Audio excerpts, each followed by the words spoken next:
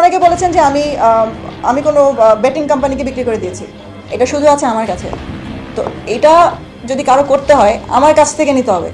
Betting সাইটকে promotion করার জন্যই কি বরবাদের প্রযোজক নিজেই এই সিনেমার এইচডি প্রিন্টটা পাইরেসি করেছে? এই নিয়ে মুখ খুললেন তিনি। গাইস, ইতিমধ্যে আপনারা জানেন যে বরবাদ সিনেমাটি বাংলা সিনেমার ইতিহাসে সবচেয়ে হিট একটা সিনেমা, আর এই সিনেমাটা সকলের কাছে প্রশংসিত হচ্ছে। যেই একবার দেখছে সে বারবার দেখতে চাইছে। ঈদ উল ফিতরে রিলিজ হয়ে যাওয়া এই সিনেমাটি 50 কোটির উপরে ব্যবসা করে ফেলেছে বর্তমানে বাংলাদেশ থেকে, আর অন্যান্য সকল কান্ট্রিতেও আস্তে আস্তে রিলিজ হচ্ছে এটা। তার পাশাপাশি ওটিটি প্ল্যাটফর্ম সহ বিভিন্ন টিভি চ্যানেল এই সিনেমাটি নেওয়ার জন্য আগ্রহ প্রকাশ করেছে আর বিটিং করছে, এর মধ্যে নেটফ্লিক্স অন্যতম।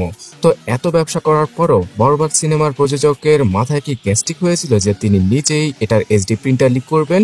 এই প্রশ্নটাই ছুড়ে দিয়েছে বরবাদের প্রযোজক। তিনি বলেছেন যে এত ব্যবসা সফল একটা সিনেমা কোনো প্রযোজকই চাইবে না পাইরেসি করার জন্য, আর এই সিনেমাটার যে প্রিন্টটা কিনা পাইরেট হয়েছে মানে এইচডি প্রিন্টটা, সেটা নাকি তার কাছেই ছিল।